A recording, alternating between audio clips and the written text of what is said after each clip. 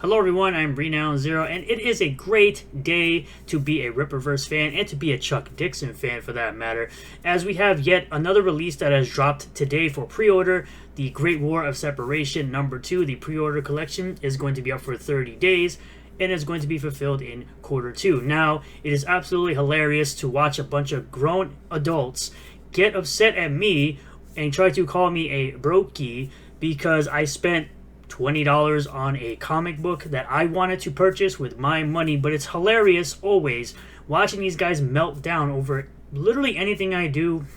They sit here and melt down over me simply buying a comic book. And it's funny how it always happens that one day I'm a brokey, the next minute I'm a pay pig. Or before, when I was spending close to $300 on ISOM #3 products, I was a pay pig, and now I spent $20 on just buying one comic. I'm suddenly a brokey. Okay, so we're gonna get into all of that with the pre-order collection for the Great War Separation #2, 30 days to go. 38,942 in total sales, 1,562 books. That's a very good start for this second issue of this limited series coming out of the Rippaverse. We also have the ISOM #3 at 41 days, sitting at over 8,024 total books sold. It might actually need to be updated, so I'm going to do a quick refresh just so we can get the more accurate numbers. It's 8,144 total books sold at 494,350 in total sales, inching our way to that first benchmark of getting exclusive cover reveals for Saoirse #1, Yaira #3, and Zaylin What Kills Must Die. That is absolutely awesome to see. What the thing is, we already have the Zaylin ones, but to see the Yaira #3 and the Saoirse #1 covers would be absolutely fantastic. We have 33 days to go with Zaylin What Kills Must Die, which is yet another Rippaverse book written by Chuck Dixon, at 4,759 total books sold at $133,467 in total sales. And I think we'll have to do a refresh for this one just in case it's not correct, which I will be doing here. It's actually at $39,830 and 1,591 total books sold. Now, I put up a screenshot simply of me being excited that I was able to put in an order for the Great War of Separation #2, which I do need to read the first one. I have read Yaira #2. It is a fantastic addition to keep the story going for Yaira. It had really good pacing, a lot of backstory for Yaira, once again, bringing in more characters that she knows, and having her deal with the ramifications of living that double life as Sally Rodell and Yaira. Having the people believe that Yaira has passed away, and then having to reveal herself because she's going through essentially a mental breakdown over Magus Newmite. So I put this up. It says, I just got my book order for the Great War Separation #2, written by Chuck Dixon and illustrated by Jack Herbert. I got cover D by Kanan White, and it was the best pick for me this time, and it looks awesome. Characters and universe created by Eric July. So, obviously, Jeremy B, shout out, one of my members, saying the hate is wild. Shout out to the Throat Goats.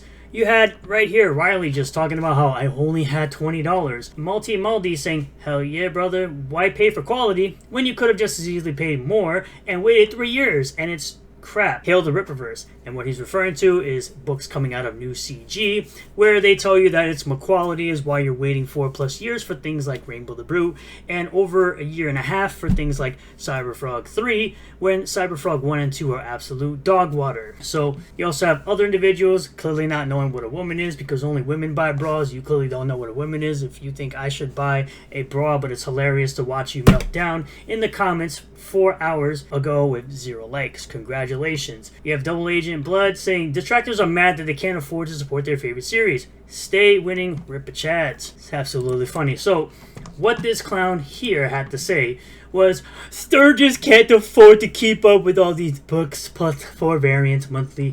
Eric July already knows he's in the late stages of his YouTube merch shipping company. It's not YouTube merch, it's comic books. This is something that is a talking point coming from people who don't sell books that you actually receive. They're just selling you an idea of crowdfunding a book. I'm paraphrasing a certain throat goat.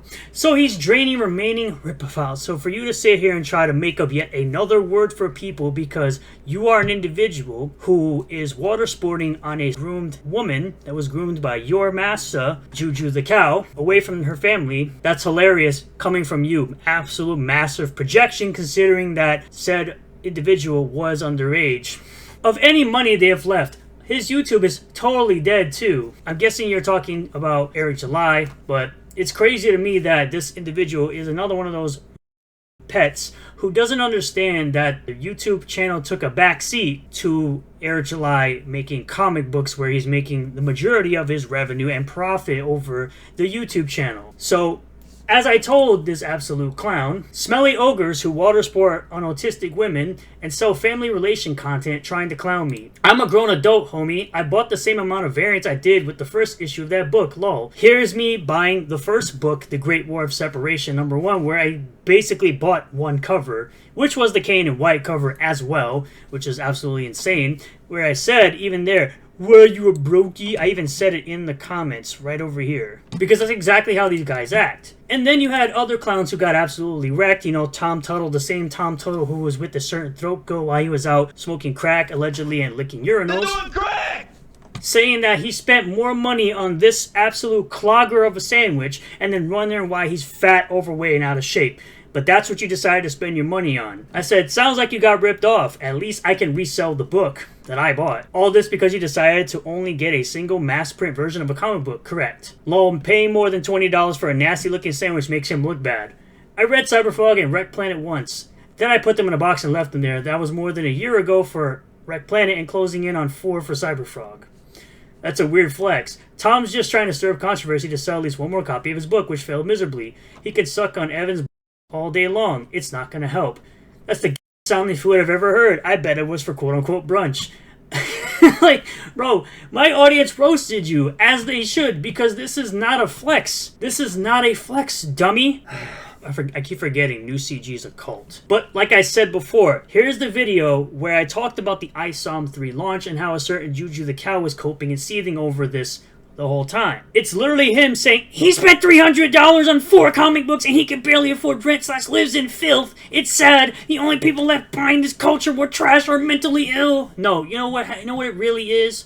As I've said to you plenty of times, it's so interesting that Eric July can make more money daily than you ever could. So stop being a jealous ex-girlfriend and stop being weird, my guy. That's the funniest part about all of this, is the fact that you literally sit here like an ex-girlfriend crying about Eric July on a daily basis, yet you want to sit here and talk about everybody else is looking for clout. You are the biggest clout chaser I've ever seen. And you got felted by Jesse on Pod Awful, the same guy who you failed to mention by name because you're too much of a to do so. So what are we talking about here exactly? Like I said, it's always a double standard.